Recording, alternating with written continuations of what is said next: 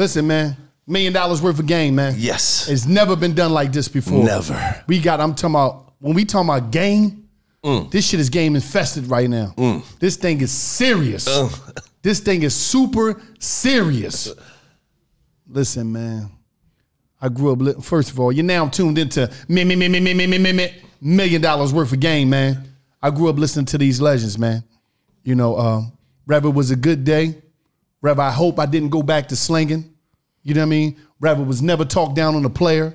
It was a lot of game that these brothers gave to the culture, the street culture, the industry. These brothers right here, they wasn't rappers, they was businessmen, they was entrepreneurs early in the game. Rev, you know, they was in the Bay, slinging tapes out the trunk, so they was creating movies, whatever it was. These legends laid the game down. I'm talking about they laid the soil down. You know what I mean?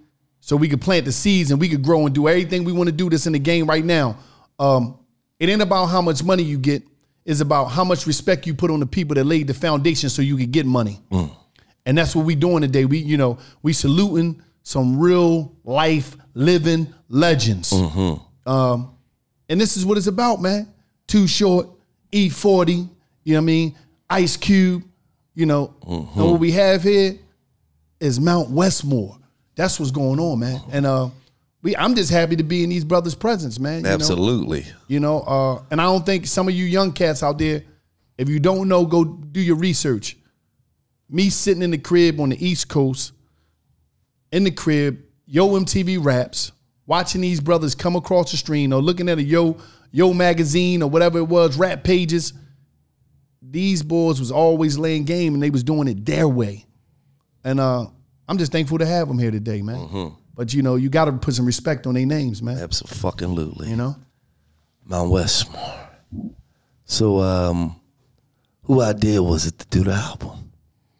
How did it come about? My manager, RJ, he was like, during the pandemic, we all in the house, everything shut down. So we didn't have nothing to do. So he was like, man, you might as well go on and put a group together with you, Cube, and Too Short and Snoop. And I say, that's a good idea. I say less. And the first person I called was Ice Cube. And I called Cube. I say, hey, man, what you think about, first of all, how you doing? How's your health? We do all that. You know, we do the, you know what I'm saying, the health check and everything. And then I said, man, what you think about doing a group, putting a group together? Me, you, and Snoop Doggy Dogg and Too Sheezy. And he was like, hell yeah. Right? Yeah. And then I say, well, what you think we'll call it? And he paused for me, just Mount Westmore. Like he had it on deck or something, you know what I'm saying? We never discussed this ever in our life. We always been cool.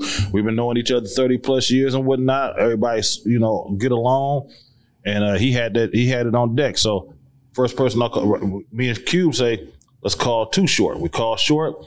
Short was like, let's go. And then we called Snoop. Yeah. And Snoop was like, let's go, cuz. Let's do it, cuz. Come on. You know, so put that shit together, man. Start sending immediately. Start sending each other verses and, you know, beats and songs. And I mean, not songs, but beats and verses. So, you know what I mean? I'm one of them dudes. I'm always in the lab. We always in the studio, all of us, but I'm always up in that thing. You know what I'm saying? And so I think, who sent the first beat? Did I do it? Or who did the first? Who sent the first? Who was the first beat? Might have been Motto. Was it the Rick Rock stuff, right? It was a Rick Rock. Earl jumped it off. You jumped it off. Yeah. So I gassed the verse, sent it to them, to the group text. We had a group text, so we always do Motto was the first beat. I'm just saying. I thought it was. I just know Motto. How many niggas gonna tell? I brought that in the game later. How many niggas gonna tell? Shit. Yeah, that's a good question. Yeah, that's a hell of a shit. I know a lot of them niggas. Most of them. Most of them. Yeah, I thought that's the one we did. That's the beauty of it, man, that you can't remember the first one or the last one. There was so many. We recorded 50 songs. 50 songs, bro. During the, as E40 calls it, the plandemic. Man, y'all just was recording. Yeah. Yes, sir. Yeah, it was fun, too. Hella fun. You know, we was all just us, you know. I done been in 3 groups. You know what I mean? All iconic in their own way. Yeah, West Side Connection. Yeah, Absolutely. NWA, West Side Connection. But never been in a group with three legends who are already legends. Yeah. Now I've been already. I started off with some legendary people. Yeah, you know what I mean? Not just three legends, four. Dr. Three other legends. Well, I don't count myself, but I feel you. We got to leave Doggy in it. Yeah. I mean, I'm talking about myself and the three other guys. It's just great for not just the West Coast, but hip hop in general, showing what can be done. You know what I'm saying? We all got over 30 years in the game. We all friends. We all been touring together forever, knowing each other forever. Right. Having fun with each other forever. Never had a, falling out other than, talking about the Raiders and the 49ers and shit and Steelers and, you know what I'm saying? But it's been all love, like it's like being out with your cousins or something, you know what I'm saying? Having fun. Yeah. This episode of $1 Million Worth of Game is brought to you by New Amsterdam Vodka. Now, today, we gonna do a little something different. New Amsterdam Vodka is introducing Wild Card. You hear me? Look at that. 8-ounce can, the first canned beverage that New Amsterdam Vodka has ever distributed. It's right here, Wild Card, and it's made with real vodka. We not playing no games, okay? There's not no artificial shit going on. No, this is made with real vodka, and they come in 3 flavors. Original hard lemonade, classic hard punch, and this right here, lemon hard tea. Yeah, look at it. 8 ounces. Look at it. Real vodka. Look at it. Wild Card. When you out and about, wherever you at your local liquor store or wherever they sell New Amsterdam vodka, make sure you pick you up some. I promise you, you will not be disappointed. Try all 3 flavors. Give all 3 flavors a try. Figure out which one you like the best. This right here is the lemon hard tea. I think I'm about to crack this open and see what it's about. All right. And you see Feezy down there got something popping off down there. Absolutely. You're not playing no games. What you got down there, Feezy? Oh, this is just a very, very, very small portion of my adult beverage catalog. Or you understand me? I got like 37 SKUs. So this is this is my Sweet Red. I didn't even get a chance to send it out here. We ordered this from DoorDash and they got it from Bev Mo. So they came and delivered it right here to us. You did? Hello. You know what I'm talking about? Yes. So this is my Earl Stevens Sweet Red. This is my Earl Stevens Mango Moscato. This is my biggest seller right here. This right here go crazy. I sold 36,000 cases of this right here just in Michigan alone last year. Damn. Yeah. This is Tycoon Cognac. This is a top shelf cognac. It's a VS, and I also have a VSOP. This VS should be a VSOP. That's what I'm on right now. I'm on that Tycoon right now. Yeah, you're on that Tycoon right now. And the VS should be a VSOP, and my VSOP should be an XO. That's how delicious I always say the proof is in the juice. You dig? So, whenever y'all get a chance, stop by your local store, request it at your local store. You can go online to Uptown Spirits. You can go to my Instagram or any of my social platforms and click the link up in the bio, and it'll take you right to my adult beverage dynasty. There's a lot of us. There's a lot of our folks now getting into the adult beverage game. Is any game that you could get them about the the entry level game? Yeah, so with me, the first thing you gotta do is go get your liquor license, your ABC license and whatnot, and you have to have a supplier. You said the ABC license. What's that? ABC. That's for to be able to sell alcohol. Okay. You understand me? And it took me a while, but I got like 46 states now. I started off with just California. You know what I'm saying? And I did it without no major backing or nothing, all from the ground up. It all started from my ideal. Everybody know that's one thing I do is drink wine. I used to drink Carlo Rossi all the time. Gallo makes that. They the biggest wine company in the world, and they right out there in Modesto, California. And I'm from Northern California. I'm from Vallejo, right next to Napa. So it only made sense for me to do a wine. Yeah. So once I did the wines, Earl Stevens, I sold it online. Then the demand became big. I sold a pallet to Food for Less in Vallejo. From there, I went to take my stuff to Southern Glazers Wine and Spirits. They're the biggest distributor in the game now. I got a national distribution deal with them now. And I sold my first truckload. When I sold my first truckload, it was just like clockwork. And then I ended up doing a RTD, ready to drink premix cocktail drink called Slurricane Hurricane. Mm-hmm. Then from there, I went ahead and did Egg Cuarenta tequila. RJ got my tequila out there. He got like 2 bottles. Tell RJ to bring my tequila in here. Yeah, sitting on the table. Egg Cuarenta tequila. The Egg Cuarenta means E40 in Spanish, straight from Jalisco, Mexico. Oh, I would just want to know, how the fuck do you be coming up with these names? The motherfucker said Egg Cuarenta. Hey, I got Neo, I got Blanco and Repo, and I'm working on a tall bottle of extra Neo. Very customized bottle. Right. And then I got Tycoon Cognac, and I also have hella sparkling wines. You understand me? Champagne. I got Prosecco, Prosecco Rosé, regular Prosecco DLC from Veneto, Italy. God damn. Yeah, I got a whole entourage of adult beverages. Yeah, and then I ended up getting into the food and beverage department. Like I sell co-pack burritos, sausages, and ice cream now. And I'm about to go into Walmart with my ice cream into 4,600 stores in February, and it's going to go online nationally on the 18th. So there's the Egg Cuarenta. Is that the Reposado? Let me see that one. That nigga can't read. This the Reposado right here, everybody. Egg Cuarenta tequila Reposado, and I also have Blanco. Now look here. The name of your show is $1 million worth of game. Right. You just got it in about 10 minutes. And that was important, bro. So much game for y'all. You just gave the people. I hope y'all recording this show, so y'all can rewind that shit and get all that game that 40 just spit. And it all is right on, because it all starts from an ideal. So I was thinking about, like, I know I wanted to do a bourbon, so I did a bourbon, and I also got a new gin that just came out.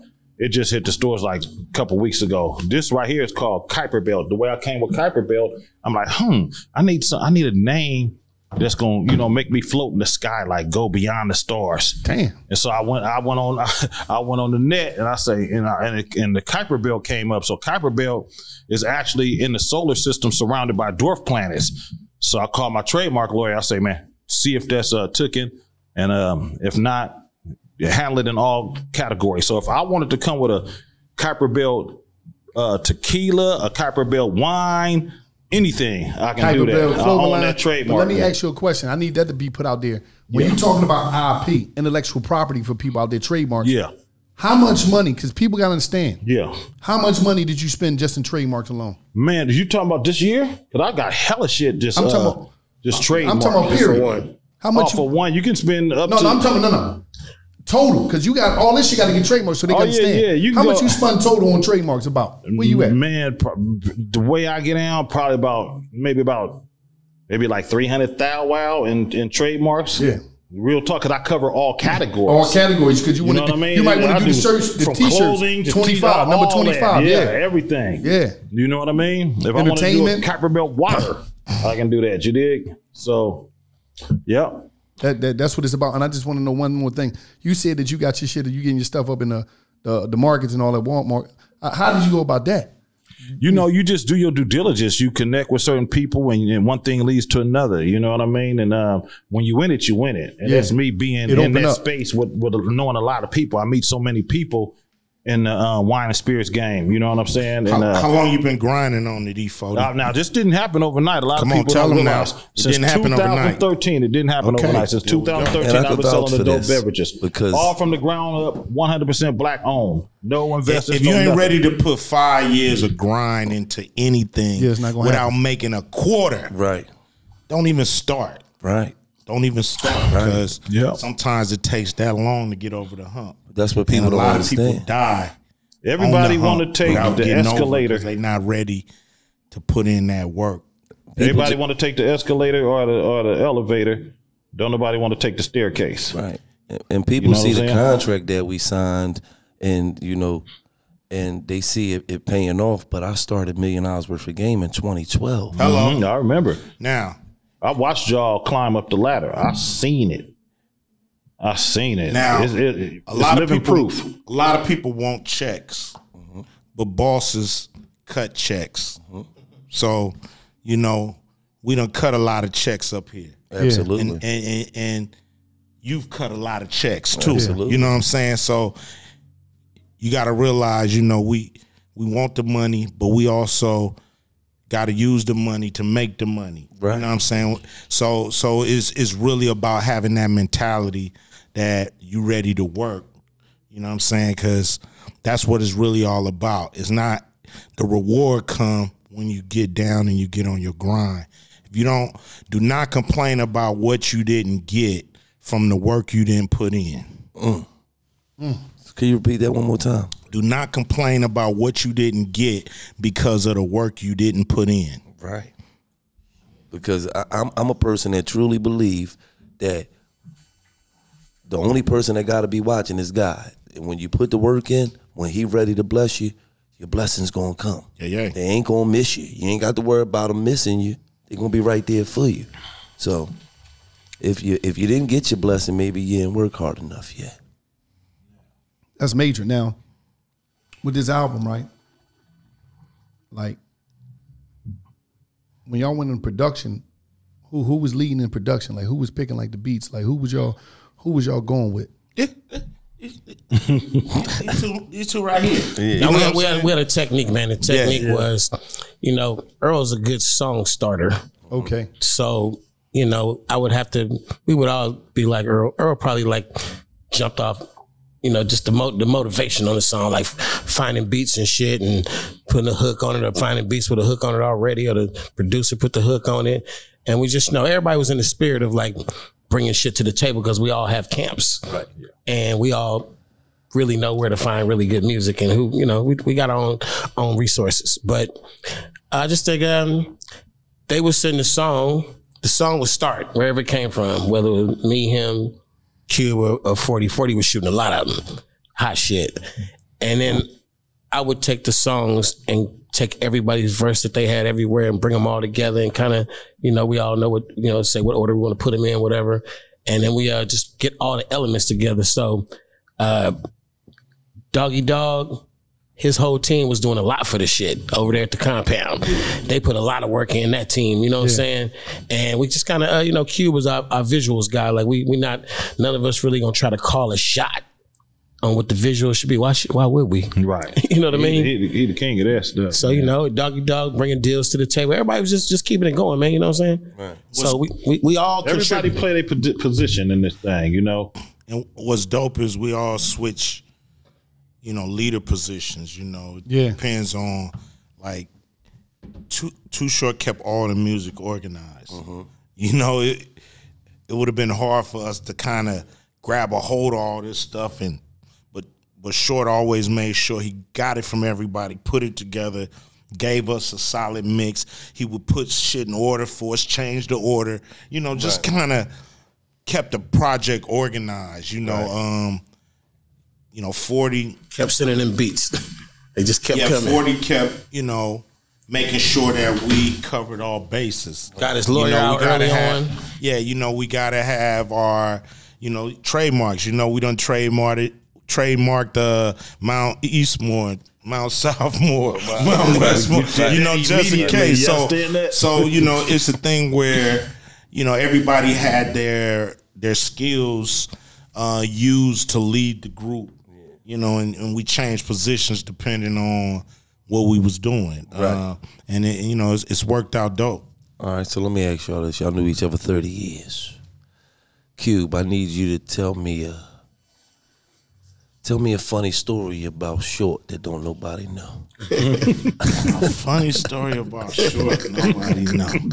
Damn. Do I know any funny stories about Short that nobody know? No, you know, I can't tell you a funny story, but I'll just tell you Short. Yeah. Short has always just been the coolest nigga ever from day one. Yeah. You know what I mean? Like, when we first started fucking around, we was deep in NWA, youngsters, you know what I'm saying? Too Short. You know, everybody had like little dancers and shit. Yeah. And, you know, everybody was like locking up on their dancers, like make sure, you know, fuck with that nigga over. Don't fuck with nobody crew over there. You with us. You know what I'm saying? So that's what we was used to. You know, it was like, you know, because you on tour, you like, yo, this little, you know, hey, yo, what's happening? You know, I'm seeing you all the time. Boom, boom, boom. So most people was trying to keep people away. So Short had this little dancer. He was like, yo, this little dancer's fine. He was like, man, go take that bitch. I don't give a fuck. I'm like, Short is the coolest nigga ever. You know what I'm saying? Like most motherfuckers was like, no, man, leave him, nigga, my DJ fucking with her. You know what I'm saying? So, you know, that's just we literally jumped off the tour with a gift. It was a gift. Yeah, it was like first night. You know, so Short's just always been cool like that, you know, from a youngster. Short was a stuff y'all player. don't know though, man. So Straight Outta Compton, the tour, the movie. I'm on that tour. Yeah. I'm on that tour. We young niggas. We like first time out there in the world, like wilding the fuck out. But then Cube quit the group after the tour. Me and this nigga went back out on the road the next year. Yeah. We out. Like shit. Same shit. So I wasn't playing.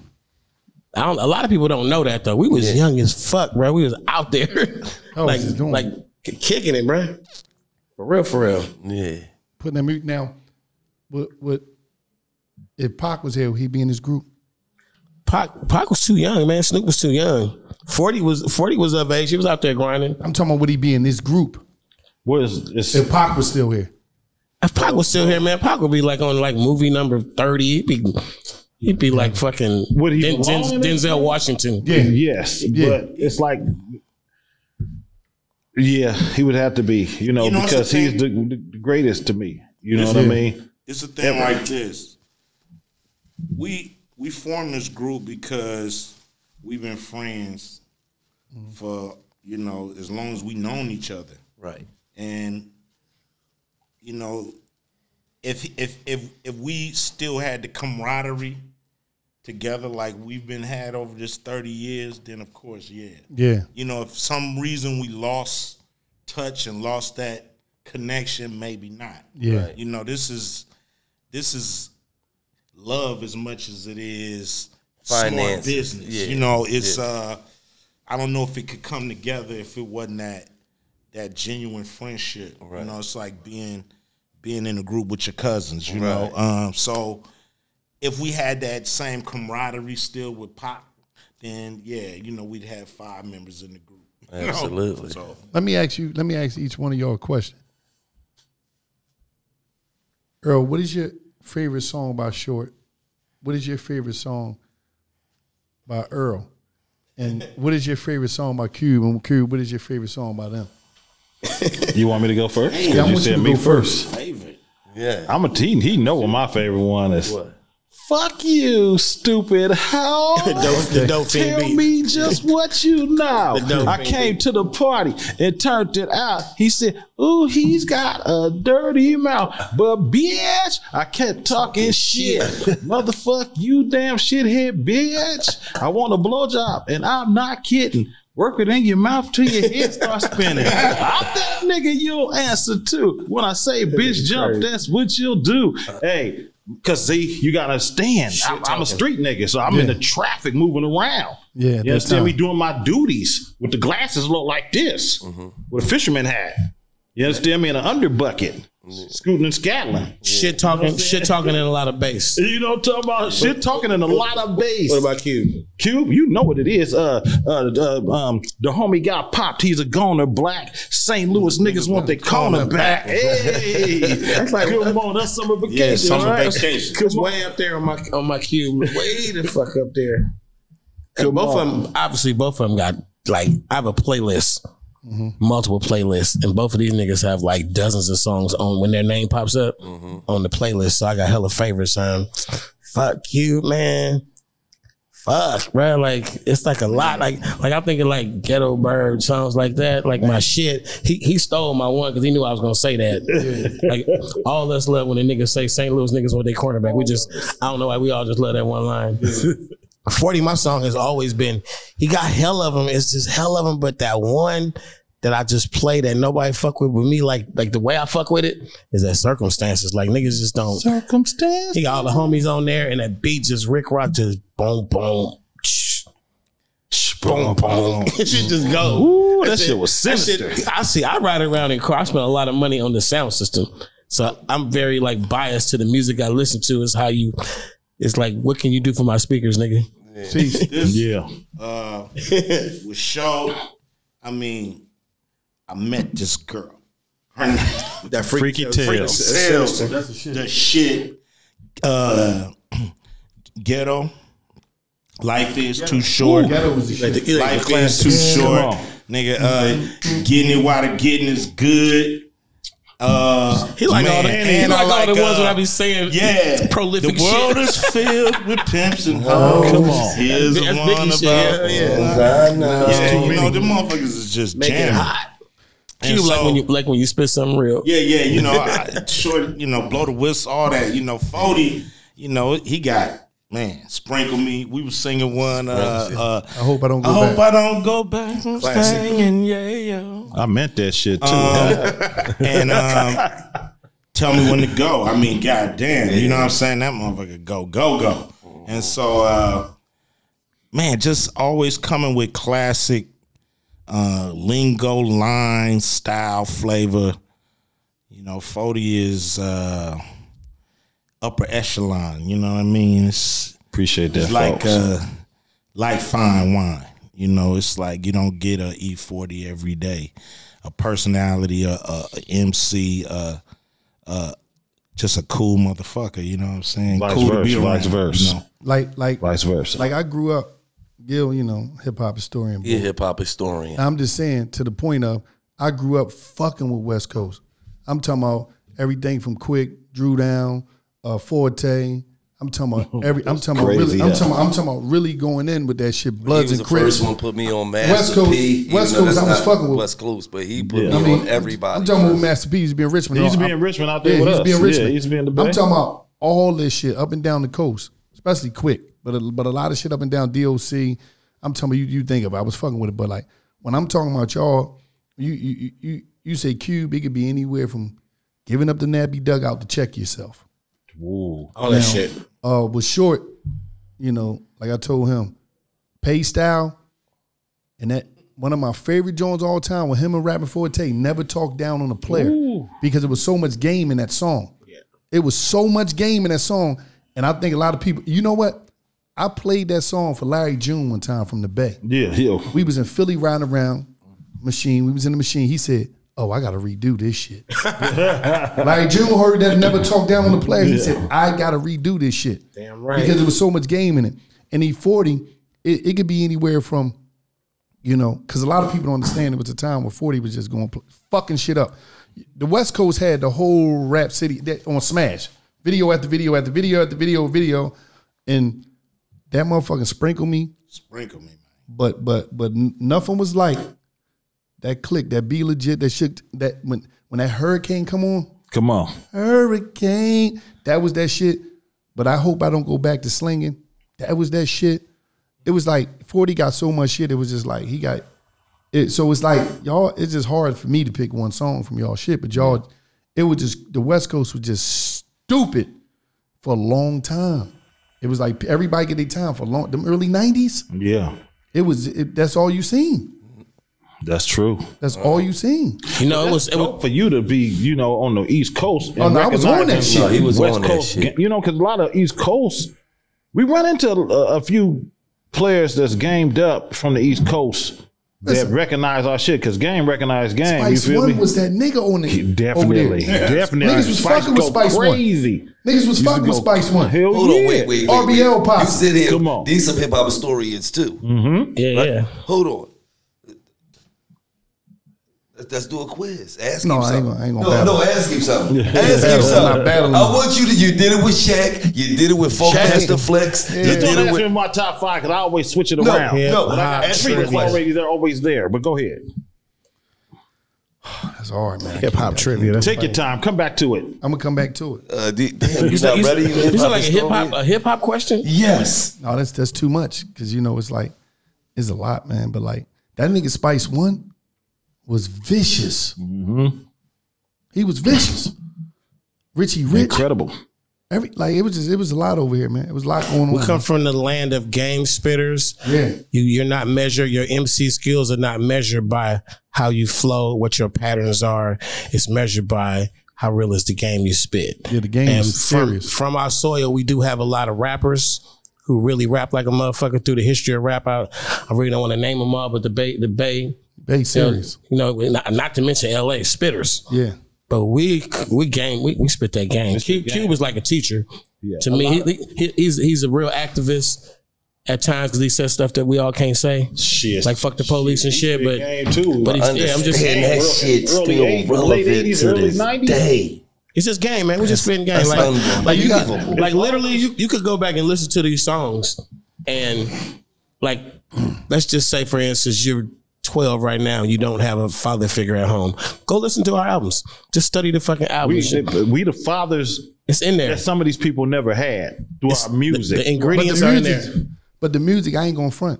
The music was so strong and so influential that it had me having identity fucking crisis. I be listening to motherfucking High Roller, and I want a motherfucking Ferrari. I'm listening to Ice-T. I'm listening to Ice-T High Roller. And then even when I take it back to the East Coast, because he was out, I'm listening to Schoolie D Saturday night. He told me some player shit. It was some game shit. Yeah, he was so it was like, I love that song. Back in the day, it was so much game in the music. Because Ice-T, man, that power, he had me ready to go crazy. We used to write songs that were visual. Yeah, you can see and I could listen to like Ice Cube, America's Most Wanted, and that shit was, I don't need one fucking video. I don't need one video. I see the whole. I see it. It's the movie. Every visual is playing just through the fucking words in the music. I remember being 12, 13, and with my cousin in that car, straight out of Compton, crazy motherfucker named Ice Cube from a gang called niggas. Oh my God, damn! It came in kicking in the dough, boy. NWA prolific. It came in going crazy. But you know what was so like legendary about the back in the day music? The fucking skits, man. Yeah, the skits that niggas had on their albums back in the day. But your album had to kind of be a movie. It had to be. It was like, and it went together so fucking good. We're not trying to listen to the best song. We're trying to listen to the album. Right. Like, what's on the album? Let me see what you mean. like album cuts. I love album cuts. Who was the king of skits? Sir Jinx. Sir Jinx put most Who put the shit together? We used to love to just hear how your albums was going to start. Who did the ones for Dr. Dre with the Chronic and all that? Who was doing that? Them skits. I don't know. I wasn't around. You know what I mean? Nigga. Not the Chronic. No. You know, we were still beefing. We were still beefing a little bit. Q wasn't there for. Oh, but I'm saying you was active. You was still in the game. I was still getting down. Yeah. I didn't really start. I didn't start really coming around till like Snoop did his album. Yeah. Doggy Style. And they said they was gonna bring NWA back with Snoop and Dre. Yeah, it was fucking around. NWA. Chin check. With the shit. But you know what's crazy about y'all too? Y'all had y'all business game down. I remember one time, there's no bullshit. It was like, correct me if I'm wrong, E40. Me and E40 was talking on the phone. I was in North Philly. We jumped on the phone. It was probably like maybe 2017. And he was just giving me game about the record industry, about the one thing we was talking about, you was talking about profit share, some shit. Flipping your profit, man. You got to flip your profit. The music share. It was the music joint. It was called a profit share or some shit. It was something that you was breaking down when you was talking about how you do the deals or some shit with the music. Was a distribution deal or something like the joint venture where you joint ventures and shit like that. He was breaking that shit down on the phone to me. I kept his independence. Kept all this shit. Yeah, kept his independence within a major deal. Yeah, within a major deal, and it was just like, it take hard to do that, and it took bread to do that.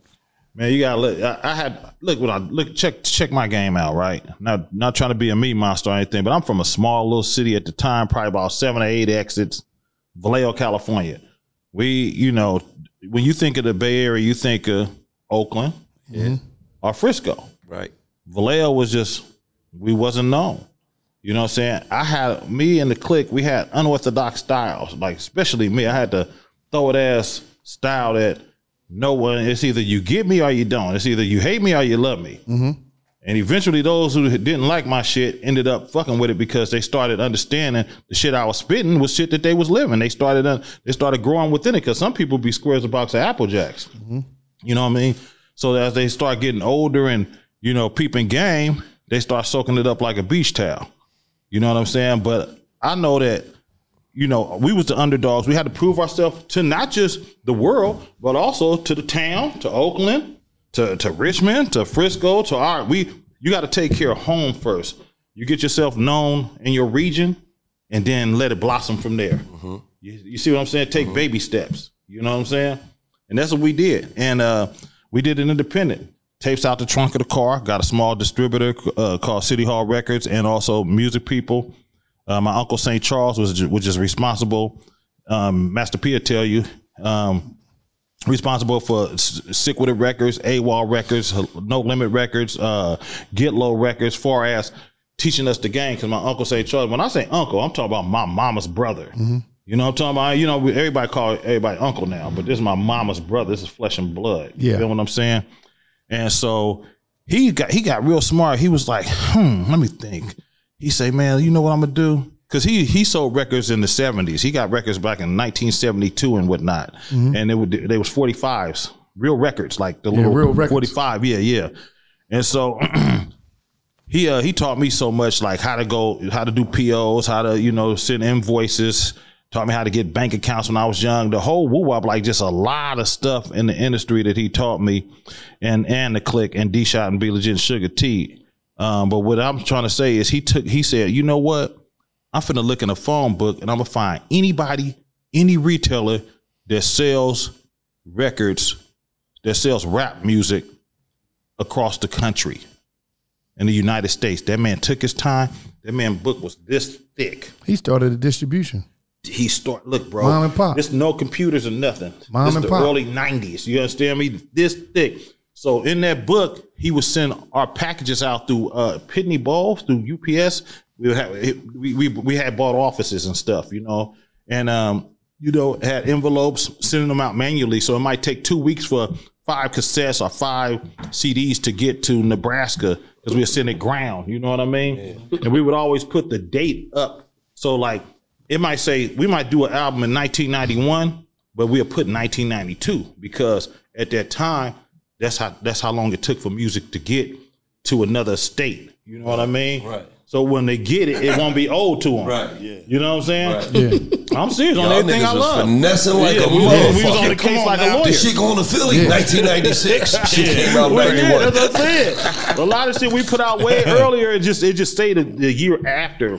So, you know, at that time, it wasn't the microwave days. It wasn't like you can just make, me and you, we can go in here, we can make a song right now. All of us rap. We know how to rap. We can make a song, send that shit out tomorrow, and it'll be on all the platforms. You know what I'm saying? Tomorrow. It wasn't like that doing what we was doing. You understand me? But St. Charles was a genius. So, you know, he'd give it to all. And so he'd put like 5 free CDs and tell them CDs or cassettes, and he'll put it in that package and say, look, he'll tell the retailers, here, get this to any D-boy, anybody who got slump in their trunk. You know what I mean? Back then we called it slump in the trunk. You know what I'm saying? Anybody as a fixture, anybody that can spread the word. And that's what they did. All the who's of the soils, them dudes was the ones who spreaded our music around, and they was feeling it because we were speaking their language, and it traveled throughout the Midwest, the South, all, you know what I'm saying, West Coast, all soils. Even the East Coast. Yeah. You understand me? Yeah. So that's how it unfolded, man. And St. Charles, so Master P, seeing how we was getting down, he was doing this independent thing too, but he went and hollered at Uncle St. Charles. And St. Charles took him to bigger heights and everything. He did his job. Along with AWOL Records, you understand me? C-Bo and all them, Cousin T and all them, they all showed up. You know what I'm saying? Get Low Records, JT the bigger figure. Yes, you understand me? He was a young boss doing his thing out of Fillmore. Yeah, you know what I'm saying? So it's like, man, St. Charles is legendary, man, and I'm just glad that it all started. We from Vallejo, California. But you put Vallejo on the map, though. Come on, in real life. You put that shit on the map. It went from nobody knowing about it, but nationally, I put it on the map. Yes, you put that shit on the map, and you know what's crazy? That motherfucking money was different. Yeah, I'm talking about that cassette and that CD money when it hit the sound scan. That was some different money, because when you went platinum, it was like million motherfuckers got out of their crib and had to go in the store and go buy this shit. Every Tuesday. Every Tuesday. That was some different type of motherfucking money. Yeah. And if you was going out the trunk, you was getting some real fucking money. Yes, sir. Yes, sir. Yeah, we called it ghetto gold. Yeah, ghetto gold. We called 100,000 back then. We was doing that shit before SoundScan. You sell 100,000 units back then. That's ghetto gold. 100,000. Yes, you getting yapered up. You know? Y'all living good. We had cars and houses and all that shit. Before I even did a distribution deal with Jive. For sure. You understand what I'm saying? That was killing them. Going to get a manufacturer. You know something you might blueprint. You might not know. You know a little bit of the game, but you might not know that where we from. He just gave you a whole formula of how it went down. A lot of niggas took to the formula, but at the same era, during the same era, we right down the street, 30 miles away. Niggas ain't really got no way in the game. It ain't really no clear cut label that's going. Ain't no answer. So. You just gotta figure the shit out yourself. We up the street, same fucking formula, couple little different ingredients. We doing the same motherfucking thing. Niggas is just, literally just taking street money as the bank and investing in the music shit. And it's like the way we did this shit just like you would be exactly like you would envision your drug business. Exactly how you needed to flip it and survive. That's how we sold music, the same way. We just... People don't know, when I was 19 and a half, I had a clothing store. Damn. Young nigga. A young nigga. What year was that? 80, 90, 89, somewhere like that. You know, I turned the big 55 in a few days, man. You know what I'm saying? God willing. Thank God for everything. You did. Little homie. You know, I'm the little homie. This the big homie. You know what I'm saying? This the little homie too. This our little homie right here. Yeah. Him and Snoopy Dogg. But ain't nobody little homie, sorry. You the little homie. Okay, he front. Hey, look, so check this out. So I had a clothing store. So I would be in that clothing store, me and my brother D.O.G.G. We used to go to the what's that shit? The Magic Show, way before any rappers was going to the Magic. This was back when they had Major Damage jeans. They had Carl Major Kanai. Damage was the they shit. Had Carl Kanai. They had Carl Kanai. All that shit. They had Fubu. All that shit. We have all that shit in our store. We used to come to the garment district out here and buy hella like rayon shirts and jeans and all kind of shit. And it could be piled up in a van. Take it to our store. It's called New Fad Clothing on Solano Avenue in Vallejo, California, right down the street. 3 doors down from Richard's Barbershop. Next door to Richard Barbershop was Studio Tone Studio, which Studio Tone made a lot said his name. Shout out to Studio Tone. He made hella slaps for us. He made Captain Saberho. Put it that way. That sums it up right there. You understand me? And many more. And he made Hurricane. You understand me? So there's so many slaps. But anyway, I take the little money my little profit from the little store, and I go drop off like 50, 20, whatever money they took, because it was $10 an hour. So I'd put some money down on studio time. All I needed was 4 hours because I had so much game.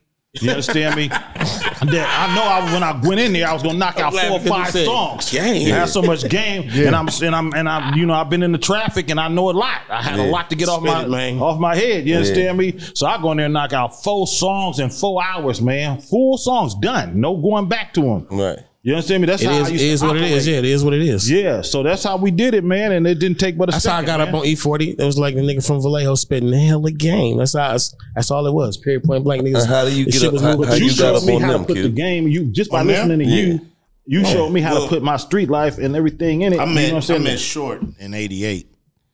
Yeah.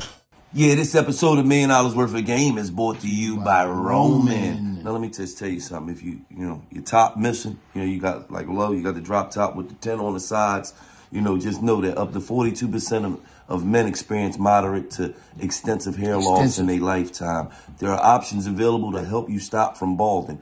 The sooner a person treats the hair loss, the easier it is to keep their biscuit together, keep your hair right. So Roman offers a prescription medication and an over-the-counter treatment. Roman also offers specially formulated shampoos and conditioners. Research shows that 80% of men who use the prescription for the hair loss treatment no longer suffers from hair loss after 2 years. Getting started is simple. Complete a free online visit. Then a U.S. licensed healthcare professional will work with you to find the best treatment plan. If medication is appropriate, Roman ships it directly to you in 2 days in a discreet package. The whole process is straightforward and discreet. Treatments start at $20 $20 to get your biscuit right. $20 per month. Right. Quarterly plan. So right now, go to Roman has a special offer for our listeners, the $1 million worth of game listeners. Go to ro.co/game to get 20% off your first order. That's ro.co/game. You see it on the screen. 20% off. You get now 20% listen. off. Keep your biscuit right, man. 88, we was before straight out of Compton. Yeah, we was basically hyped up locals. You know what I mean? Like, oh, so Short was buzzing.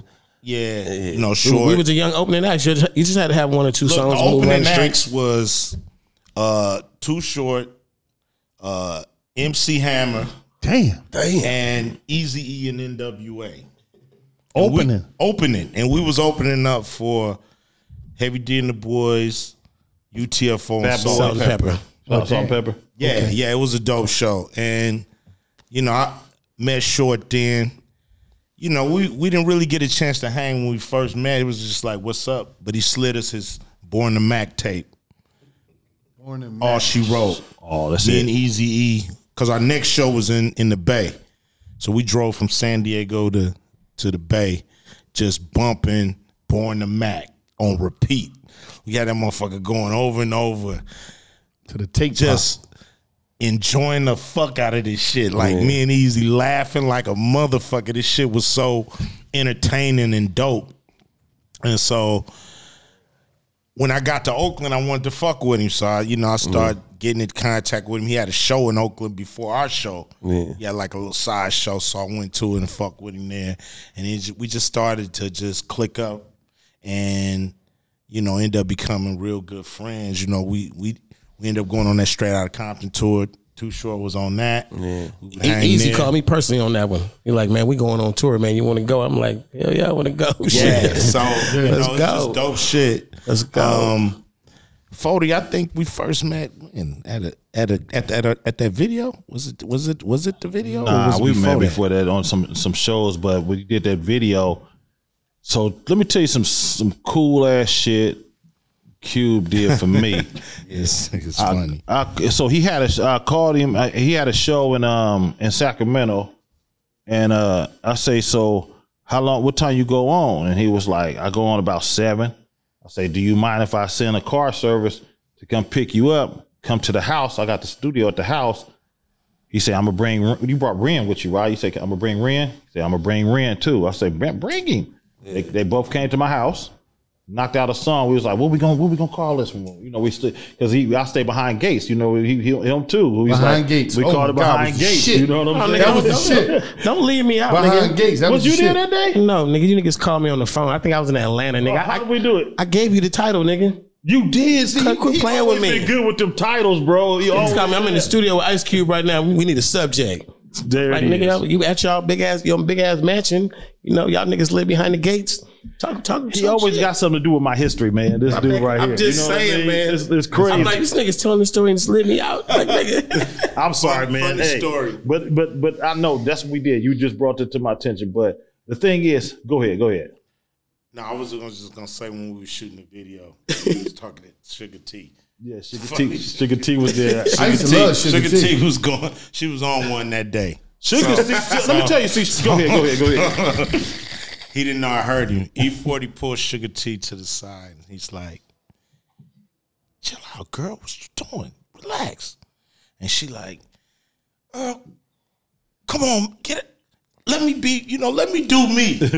and he was like, do I gotta pull out my clown? My costume? clown suit. Put on my clown suit. Do I gotta pull out my clown suit? Yeah. She was like, nah, don't pull out the clown suit. I'm like, the clown suit.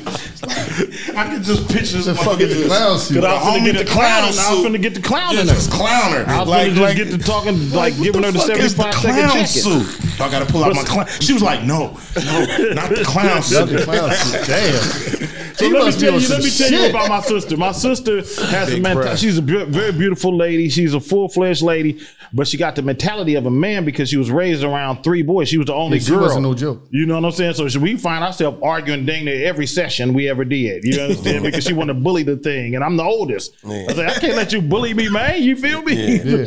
So, but you know, she's a great talent. You know what I'm saying? Yeah. And but yeah, that day was incredible. And so then we shot the video. At that time, you gotta understand, Cube, I'm still like, you know, I ain't really there. I'm there, but I'm not. The Cube is, you know, like this in life. You know what I'm saying? Yeah. And so Cube, he did everything. No money, we just exchanged. It was just nothing but love. You know, just I've never charged for it. He never charged me nothing. Nobody ever. Nothing. Tupac never charged me nothing. We all did swaps. Too short. Too short never charged me. None of the legends charged each other, man. For a feature. You never charged everybody cheating. Everybody. Das effects. Either I'm fucking with you or I'm not. Ooh, I love that. Damn. He did the video with me, everything. I flew to L.A., did the video. Even I'm fucking with you. Did the shit at the house, got him back in time for his show. Never charged one person. Never charged one person for a feature. Damn. I have. Young, old, new in the game, old in the game. I'm just saying, like, it's a different sentiment for a lot of people. I don't charge a lot of motherfuckers, but you know, you know what it is, bro. I got a first cousin fee. If you know my first cousin, I'll give you a little discount. Come on. I don't even gotta know you. You know my first cousin. What about you? I'm talking about partners like people on our level. Man. Right. You know, you don't charge people that you understand me. Like that. A lot of little niggas, like brand new niggas over the years, I just catch wind of what you're doing and however it come about. Like, I just like you. Right. And I give a nigga for, I'm like, bro, they be saying how much? I be like, it's nothing, it's on me. I do that right now. Other motherfuckers, it's supposed to be a transaction, you know. Cube don't do them kind of songs. Right. We them niggas that be in Detroit. Well, yeah, we do songs with the show be over. I be deep on the east side in some home studio laying a verse for some, you know. Yeah, absolutely. If we love their hustle, we gonna hop on there and we want a verse from them because they doing their thing. You know, my theory is I want to be famous in every neighborhood. Yeah. I want to be able to just stop at the gas station, go in 7-Eleven, come out there, be like, "Show, what up, nigga? We love you." I just wanted that. They try to offer me money, man. Can I shoot you 7, 8, 10 G's? I say, man, that ain't gonna change my life, my man. Exactly. I try to be big headed. I'm just gonna knock it out for you, bro. I got you. Don't do it. Don't send me that. You don't need to do that. Right. I got you. Just remember me. That's all I tell them to do. Just remember me, man. Right. You know what I mean? This episode of $1 Million Worth of Game is brought to you by Owens Mixers. Just add Owens to kick up your pregame and night with a better tasting cocktail. Owens Mixer is the easiest way to make high quality bar style cocktails that will get you right back to the party. Vodka, tequila, or gin over ice.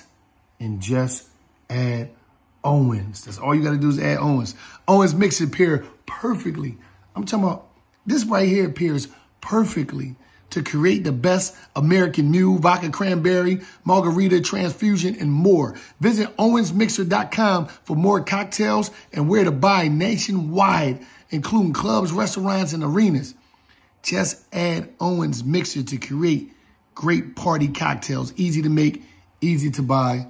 Go to owensmixer.com, Amazon, or GoPuff. Owens Mixer. Listen, get the party started with Owens Mixer.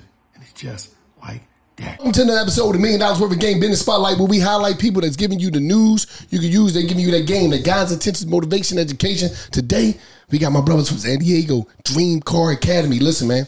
You want to drive that dream car in your life. You say to yourself, as a kid, you walking down the street, that's my car, that's my car. You picking cars, you driving as a kid, you in the car with your grandpa, your father, your mom, whoever, you and your friend in the back seat looking, that's my car, that's my car. We all have dreams of this car that we want, this magical car, this Lamborghini, this Porsche, this Ferrari, this Audi, this Cadillac, this GMC truck. Everybody got different things that they want.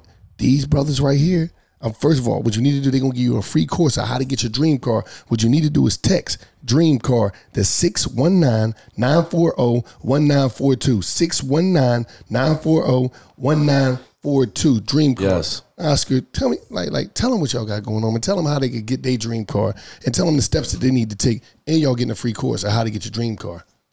Yeah, no, absolutely. So just in a nutshell, basically what we do is we teach people, just like you said, how to drive their dream car for free. Right, so first we teach people how to structure their credit correctly so that we could go to the bank and get 100% of the money needed to purchase this vehicle. Right, so we're talking about the purchase price, the registration, the taxes. So we go in there with no money out of pocket and we walk out with the vehicle or vehicles, and then immediately we teach you how to leverage Turo's platform to list them on there, get them rented out for 3-5 days out of the month, and then boom, the note is paid for. So you don't have to pay for it, someone else is paying for your note. and now you continue to rent it for a few more days out of the month, now you're making $500,000, $1,500, up to $10,000 a day per vehicle profit. Now, I know those numbers sound ridiculous, but we're going to give you the blueprint on exactly how to do that. Right? How do you do that? Man. Well, so there's a lot of way to do it, right? So we don't just show you about like just cars, right? Like that's like what the goal to get. But then we show you how about like most about credit, right? So we show you how to structure your credit to go and buy these cars zero down. The whole point is to do it zero down. We always say like we don't pay for our cars pay us, right? So first we show you how to structure your credit. Saying that to say, we had a conversation talking about a lot of times in the Latino community, they save their money up, they work hard, they come to America and they buy it up, buy it straight out, right?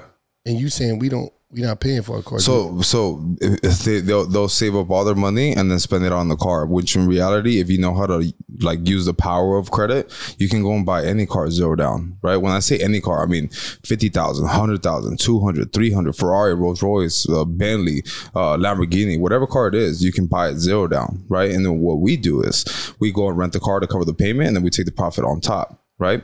But it goes so much farther than that. Right. Because one, like cars are cool because they'll cash flow crazy. Right. Like our cars do better than like most real estate investment do. Right. So they do great numbers. I mean, if you have a Lamborghini Huracan, you can rent that for $1,000 a day. Right. If you do it the right methods, right. If you market them correctly, if you do the right strategy, you can rent that car 10 to 20 times a month. Right. So the cost of those cars are only like $3-4 grand a month.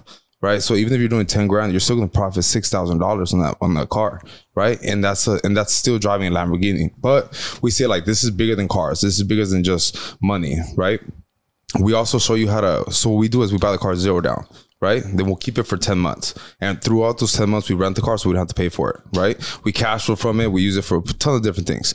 But then after the 10 months, what we do is we show you how to go and sell the car. Right. Or we, instead of going to CarMax, because CarMax don't pay nothing. Right. We show you how to sell it privately for the most money. Right. We show you how to go on Car Gurus and post it so you can make sure that you get the highest value on your car. Right. We show you how to go to big top rate dealerships. What is Car Gurus? Car Gurus is like a platform where you can go and buy cars. Right. But there's a way to like strategically market your car to make sure that you get the highest dollar possible. Right. So basically you're acting as CarMax, right? Because as we all know, when you go inside of CarMax, they're going to pay you the absolute minimum so that they could go and sell it themselves and make a profit. Right. So instead of going there and giving it to them, you're basically doing what they're doing. You're putting on Car Gurus, you're putting on Facebook Marketplace, you're putting on OfferUp, on all these other areas or all these other sites that people are looking at to purchase that same vehicle.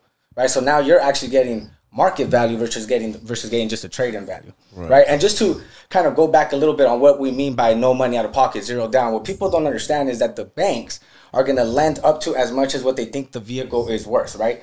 So if we go on in and we go buy a BMW, a Mercedes, and we buy it the right color, the right interior, and we get it at a lower value than what the bank is estimating it to be worth, now they're going to lend us that money plus some. So that's how we're able to get no money, basically purchase this car with no money out of pocket.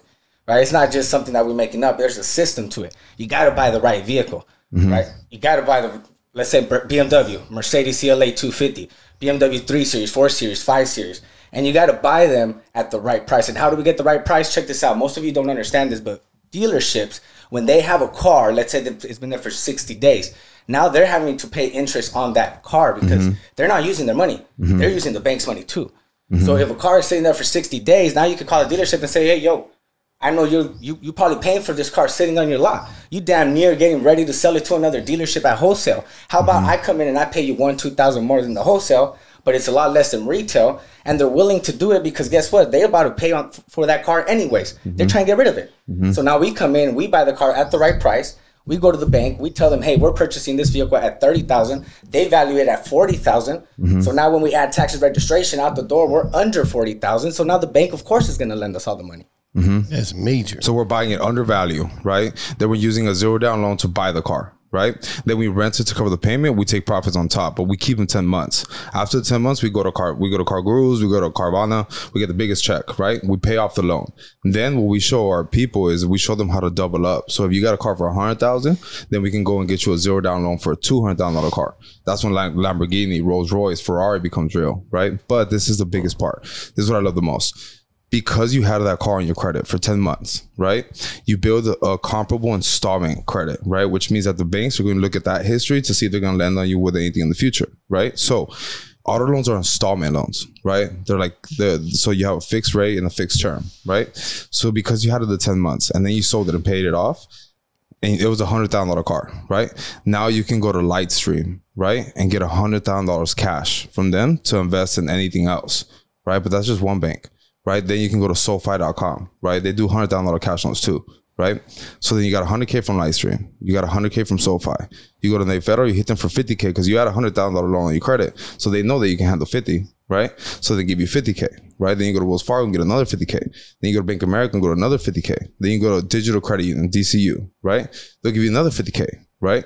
So because we bought this car, because we understand the strategy, and we bought this car zero down, and we rented it, and we took money from it, and then we sold it, we can go out and get 400 or 500K in cash, right? Then we can use that money to invest in bigger stuff, right? Not only can we go and get a Lamborghini zero down, rent that, cash flow crazy, but then we can start looking at like investing in like apartment complexes. We can there's so many avenues you can take it, right? We all have different passions, right? But not all of us have the money to like feed our passions. So we show people how to cash flow with supercars, right? How to make money with the supercars and how to make your credit heavy. So then you can keep buying bigger and bigger cars, cash flow more and more and more, but then get your credit right to be able to line yourself up and do even bigger and bigger moves, right? So Dream Car Academy is more than just like buying cars and renting them and then making money, right? It's about getting your credit super strong, right? It's about driving cars that we never even dreamed of we could buy, right? It's about like elevating our community, right? And not only that, like we use these cars for the cash flow, right? But then we also use these cars to like network with like high network individuals, right? So like, let's say I got a Ferrari 458, right? I paid $200K for it. I bought it zero down. When Ferrari San Diego has private events for Ferrari owners only, let's say the new reveal of the SF90 Spider, right? Stuff like that. They call me, right? Ferrari San Diego will call me and say, hey, we're going to do a review of a new car.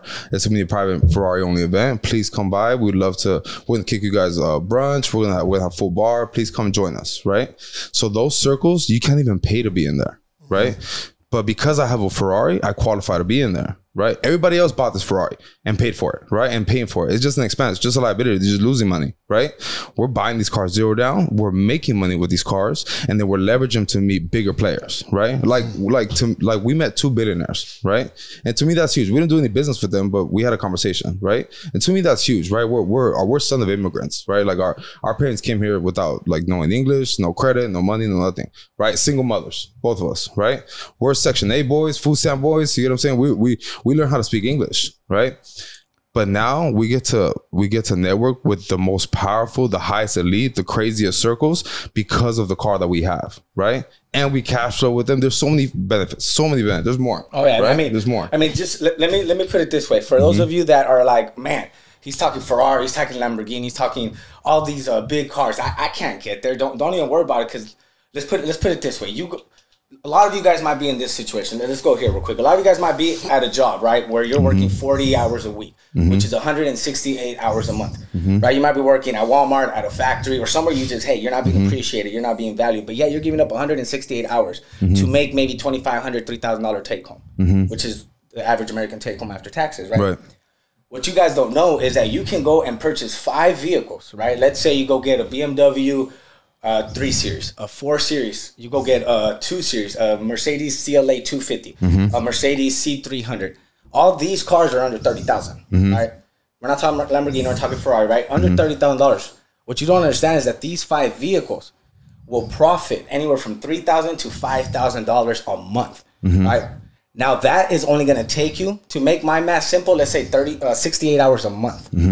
That means you can literally go out and get yourself a 5-car fleet and make the same, if not more, than you were working 168 hours for. And now you're doing it for 68 hours. What did we just do? Now we freed up 100 hours, but replace your income, if not maybe even increased it. Now what can you do with that 100 hours? Right? You could spend more time with your family, or maybe you could go open up a second business and bring in even more income. You know what's cool? Like most of our students, like this is all new to them, right? Like they could never imagine stuff like this, right? We got to remember, like the United States, like the people in this country are poor, right? The government's rich. People aren't rich, right? And that's why there's only 1%, right? But most of our students will get these, will take this knowledge, go run with it, go execute, and go buy 3, 4, 5 cars, or just buy 1 or 2 to Ferrari, Lamborghini, right? And they'll end up quitting their jobs just to run these 2 cars, 3 cars, because they make way more money running these cars than their job will pay, right? Which is crazy. You get what I'm saying? Like I'm gonna give you a perfect example. We have a young kid. He's in our academy, right? His name's Casey. He was 21 years old. He said, I want a Lamborghini. That's my dream, right? That's the biggest thing I could ever even dream of. I'm like, okay, cool. So we looked at his credit. We taught him the ways. We structured his credit. Now we got him a 2016 Lamborghini Huracan, $250,000 car, 0 down, right? Now he goes and he rents his car for $1,000 a day, $1,000 to $1,500 a day, right? So he's adding to his income anywhere from like $10,000 to $20,000 a month. He's 21 years old. Like, that's crazy. You know what I'm saying? 21, we were still like figuring things out. Like I was at fucking T-Mobile trying to hustle phones, right? I worked at Verizon trying to get people to stop at the kiosk and like buy a cell phone, right? Just trying to figure things out. I did construction jobs, just like super low end jobs, right? Now he's gonna make more money than the majority of people in America do, right? Like people talk about the 1%. You have to make over 400K. Like the national average, you have to make over 400K to be top of the 1%, top 1%. Do you know how much you have to make to be top 10% earner in this country? I just found this number out. It blew my mind. How much? 150,000. Right? Damn. It's crazy. So some of our cars are showing some of our cars are cash flowing more than 90% of what Americans do in this country. It's crazy, right? So what we did is we put together this course and we want to give it to as many people as possible because we are like the most underserved community, right? Like almost any community has culture, right? There's not really much out there for Filipinos. There's not a lot for like black people. There's not a lot for Mexicans or Latinos, right? So what we want to do is we made a course to be able to give people the information on how to structure their credit and make it super powerful, right? We told them what banks to go to, how to talk to them, how to make that relationship, which cars to buy them, how to get the car, how to market the car, how to cash flow with the car, how to use it to meet big players, how to use it to leverage on your social media to bring back more business into your deals, right? There's so much power in the supercar, right? So we show people how to get regular cars, right? Because sometimes, you know, somebody's dream car is a Tesla. Somebody's dream car is a Tacoma, right? You could do it with that too, right? But we try to get people to get to like supercars the fastest because you get the cash flow's crazier, the attraction is better, the more deals, the more business that it comes to your business, right? And essentially like you can have 2 Lamborghinis. You can have a Urus and a Lamborghini Huracan. You buy those cars and you do it the right way, like we're gonna put in this course for everybody, you could be a top 10% earner in the United States. It's crazy. Again, listen, man, y'all gotta. It's crazy. Dream Car Academy, man. These brothers are giving them game up, man. You got a text to get the free course. Dream Car to 619-940-1942. 619-940-1942. Text Dream Car right now. They're gonna give you the free course. What are they getting in this free course? So with this free course, we're gonna help you understand credit. Not just understand credit, but your credit, because it's important to know what you qualify for, right? Because what's happening is a lot of people go and apply for a car they shouldn't even be applied for. They're gonna get denied, and then they think they can't get a car. Right. But it's just because they didn't understand their credit. So we'll help you understand your credit. Then we're gonna help you figure out which cars are gonna do best for your purpose, what you're trying to accomplish with it, right? Whether it's trying to make the most money or use it to build a brand and bring in clientele to whatever it is else that you do. Right. Then we're going to teach you how to go out there and negotiate to get the absolute best price for these vehicles. That's the important part, right? Because we want to make sure that we are in as low as possible so that when we sell these cars 8-10 months later, we're basically our payoff is less than what the car is worth, so we could get rid of it and move on to the next step. Right? And then we're going to teach you, of course, how to put it on Turo so that you can actually get them rented so that you're not having to pay for any of it, right?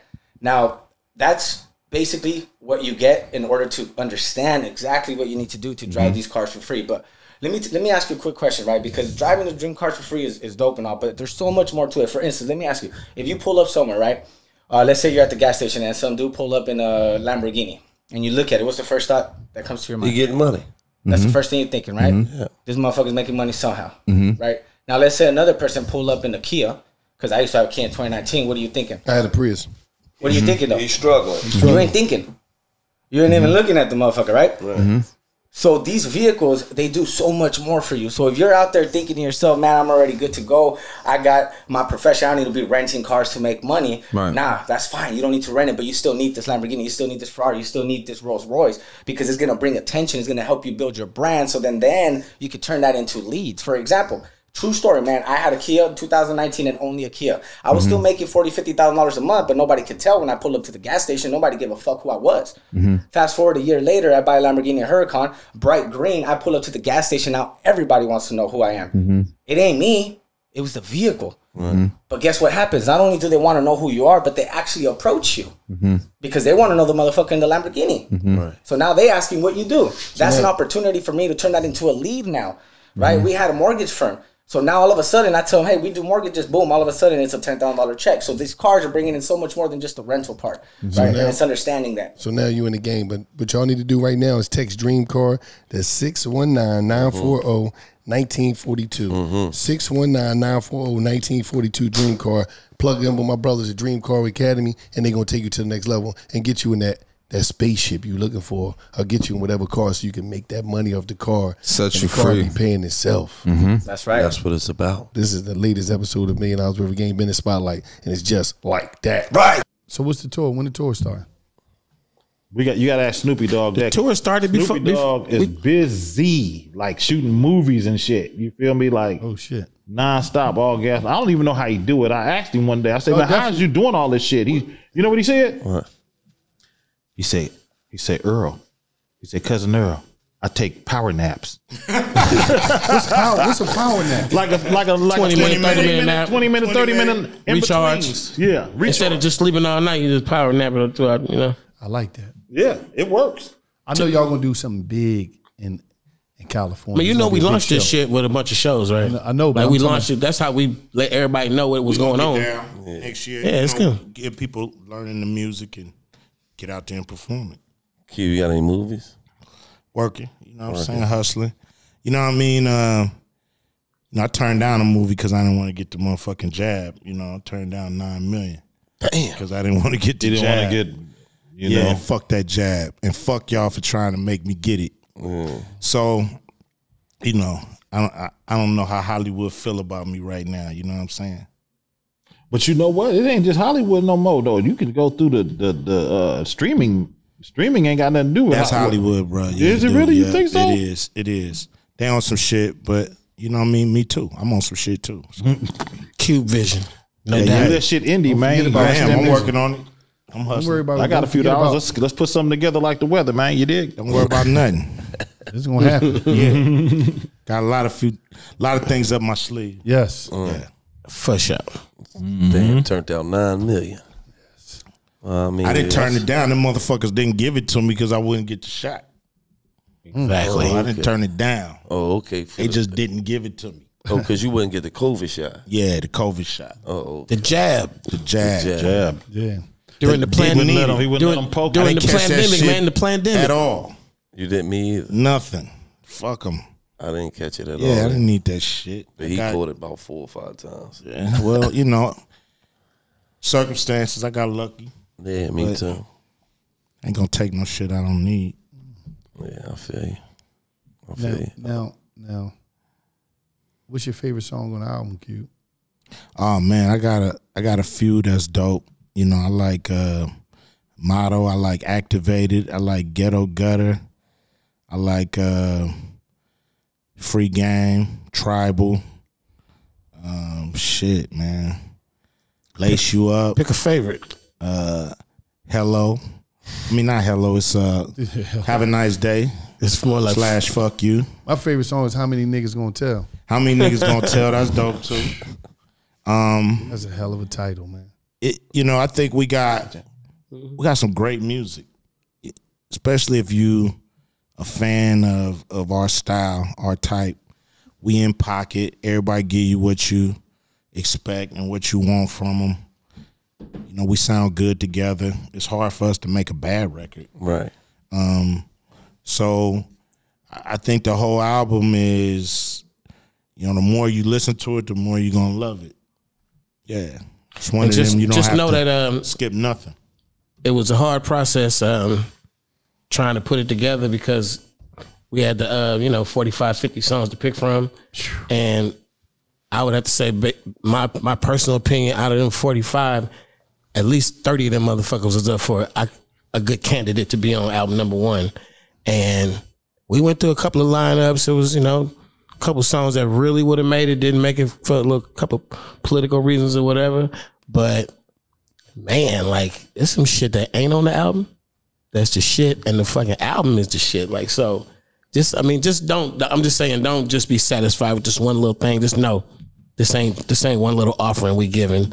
This is something that is a statement for hip hop. This is a statement for the better of hip hop, to show you that as a young artist, here's another possibility for your future. You could be an OG artist and succeed.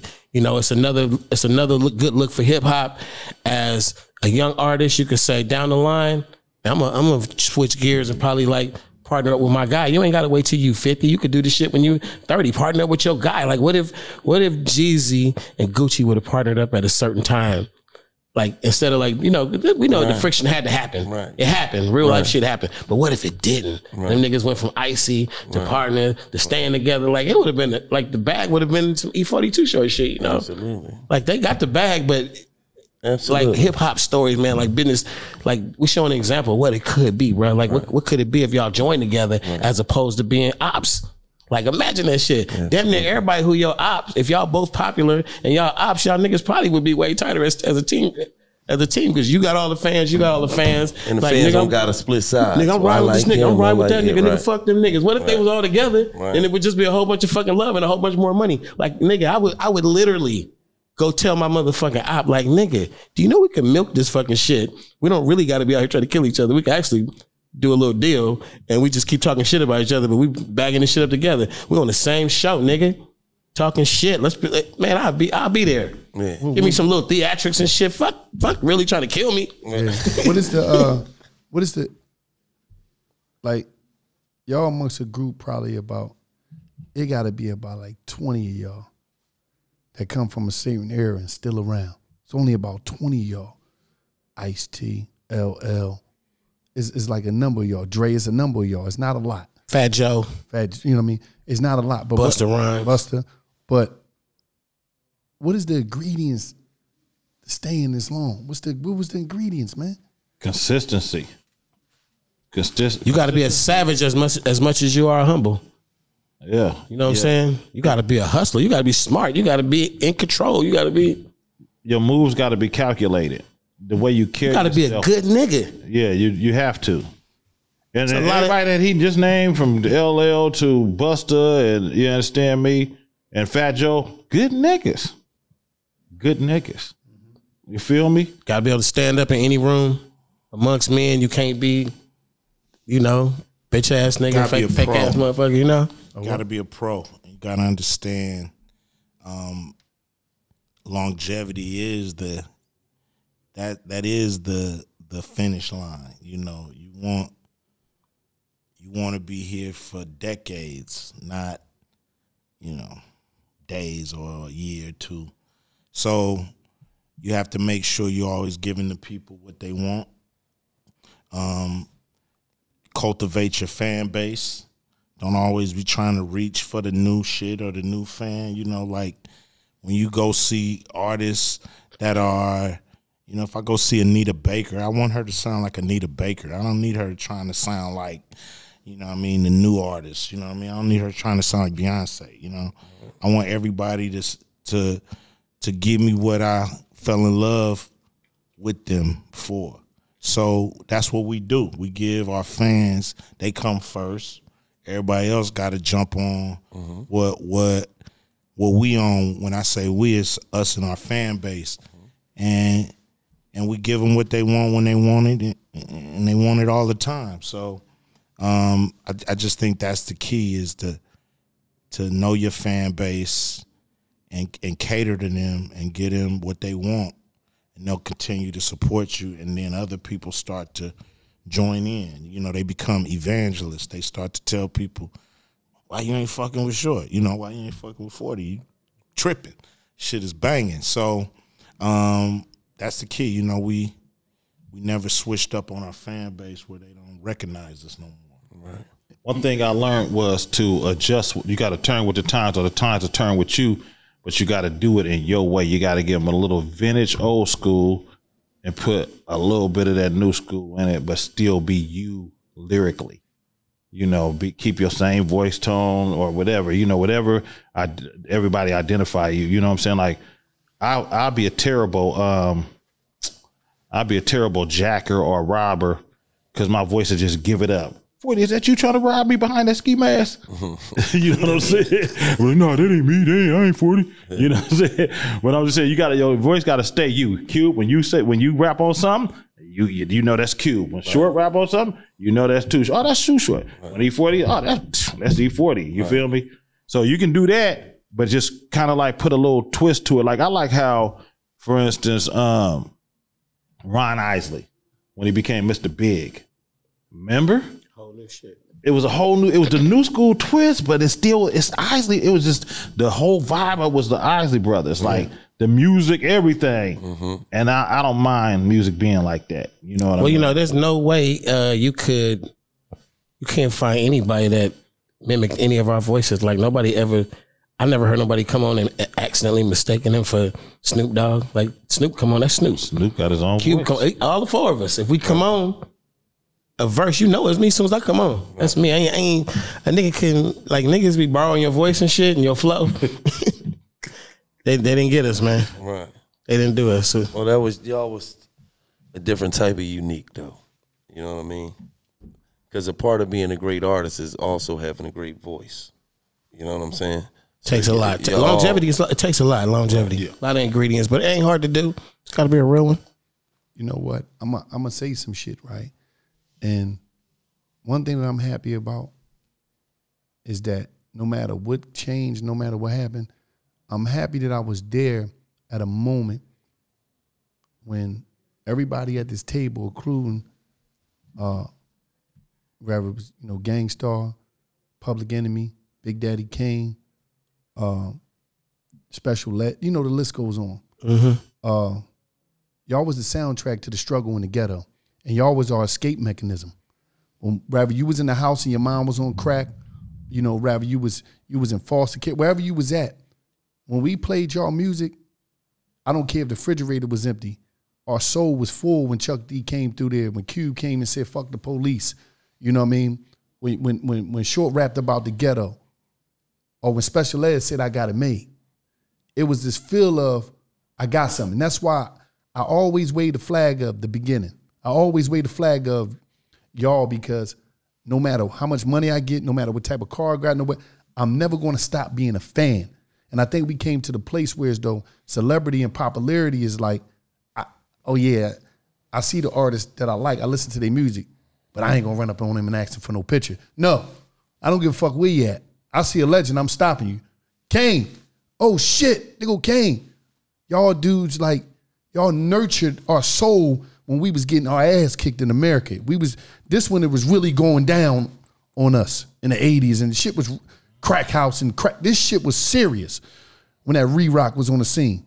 So it was like y'all music, man, it really was something, and like y'all never gonna die. And like, just being able to be a fan, that's one of the greatest feelings that I had, and the excitement that I see, because it connect me with a time where all we had was the music, and it helped us get through so much. And I always want to salute y'all about that. And I'm never going, no matter where the fuck I'm at, I'm gonna be talking about rap from the beginning all the way up to where year it's at. I could talk about it on any level, from a young cat that's 17 to a cat that's 57. It don't matter. Because to me, it's like y'all created something out of nothing, and it's still here. And when Cube and them said, fuck the police, and they did everything that they did to break barriers, and Luke went to court. It's Luke, shout out to Luke Skywalker, 2 Live Crew. They went to court and fought for the right to do this. And like now it's looking like they're going to go back to court again and fight for the rights for people to express themselves through lyrics. This is shit that was already, happened. But it's like, we got to look at all this shit as a whole and say, without the beginning, it ain't no right now. And y'all paved the way with a lot of shit y'all had to go through in the time where as though rap music wasn't as big as it is now. It was something that they didn't even think was going to last.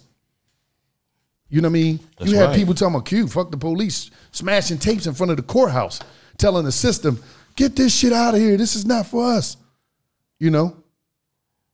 When, like I tell people all the time, I'm not saying, you look at music and, we say a lot of times, oh, the music is this, the music is that, the music is, listen, man, You want Lil Raheem rapping about it, or you want him living the shit out on the corner? You want him selling dope, or you want him shooting the motherfucker? Yeah. Like, what we gonna do? We can't have both. Either we want him rapping or we want him on the corner. Because when he come up rapping, it's gonna be 20, 30 homies is gonna come up in some type of way. It's gonna start moving around. They're gonna start seeing other cities with him now. So it's like the same thing that happened to y'all. But like, I'm happy to be a fan. I'm proud to be a fan. And I'm thankful that I was there to listen to y'all fucking music in the hoods and look at the cars roll by, but the systems banging that shit. It was like, it was something else. I haven't seen a movie that could truly depict it yet, because it's a feeling that you can't relive. You had to be there. And I was there and I seen that. And it's like, man, y'all created, man, y'all was the soundtrack to a historical time in the black community in America, man. And it ain't gonna never die down. That's everybody. Schoolie D, Ice-T, Cool. I'm talking about everybody that has something to do with this shit. KRS-One, you know, the list goes on, man. I could be here, Brand Nubian, everybody. Yeah. Y'all all played the part in that shit, and I salute all of y'all, man. Thank you, brother. Appreciate it. I mean, I always looked at the music as our weapon to fight back against, you know, everything that was facing us. Mm-hmm. In some ways, our only weapon. So, you know, I always knew the importance of putting the right shit in the music. You know, I'm a student of Chuck D and KRS. Yes. Ice-T. Me too. They taught me a lot of game early, you know, Ice-T.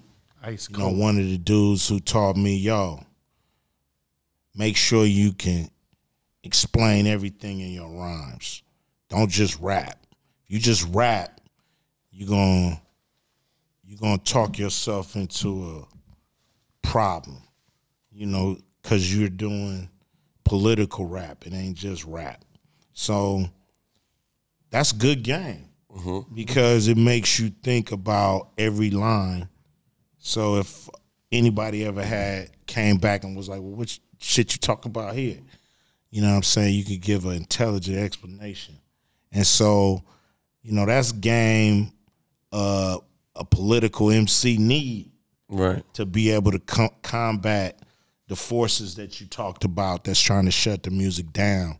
And I was happy to have rap music as a weapon to use against, you know, our oppressors, to be able to plant the seeds in the youth and tell them, yo, you know, here's how the shit is really going, and you got to make a decision on how you going to combat this shit, you know. And it, you know, and some people, you know, they paid attention. Some people, you know, just rock to the beats or to the rhymes, but the ingredients and the medicine is always in there. I learned that from the best MCs on the planet.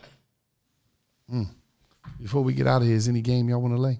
Yeah, I want to say something for hip hop, man. You know, just know that Mount Westmore is for hip hop. It's for the story of hip hop. It's for the cause of hip hop. It's just blazing trails that need to be blazed. I hope that you recognize it and see it in your future. As a young MC who's getting money right now, I hope you see that you can get this money forever and shit. And I do believe in hip hop. I hear the stories that we telling and the sentiment we on this very minute. And I do believe in hip hop. I believe that when we was all youngsters, it was a lot of niggas that was not up to par, that didn't make it, didn't become legends. They came and went. They, you know, kicked up whatever dust, didn't make it at all. Whatever the fuck happened, it was a lot. And I'm just saying that to say right now, it's a large pool of love it, don't love it, whatever the fuck, you know what I'm saying? In hip hop, right now hip hop, I do think that I trust hip hop. I do think that we are making legends right now.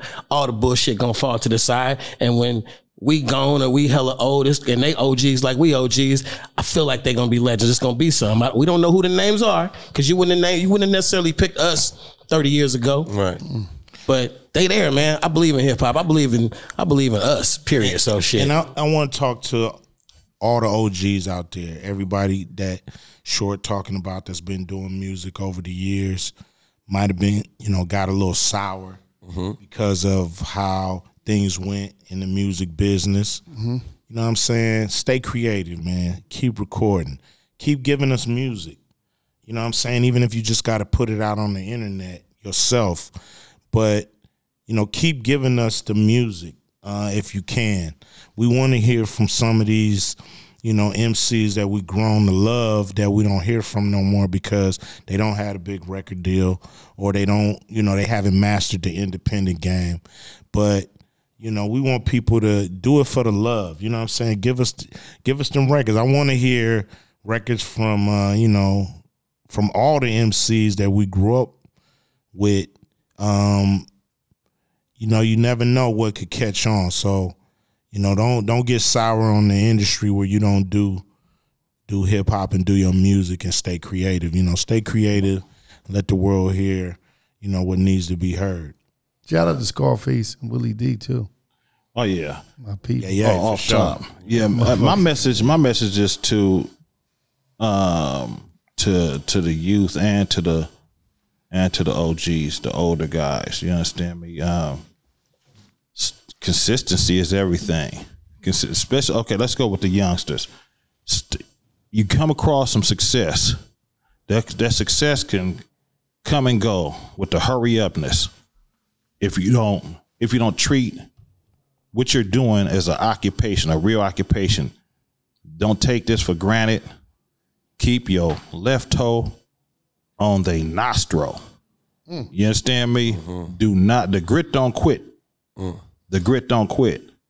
And you look at us right here. We stayed grinding. We never stopped. We just kept it pushing. You know what I'm saying? All the OGs out there, whether you're a producer, whether you're a rapper, stay on it. Don't. You ever heard when we play dominoes, we say steady long, steady wrong. Yep. Stop steadying so long. Just do it. Do it. Whatever. You don't have to, it ain't no, man, look, if you're an innovator, you're going to do what's different.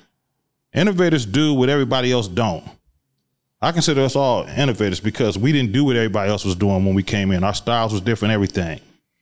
So if you want to be an innovator and you want to leave your sin on this earth and stand in your own lane with some shit, be different. Don't be afraid to be different, man. Be different. That's why, look at me. I'm the most different motherfucker on this earth. The way I poke my spittery.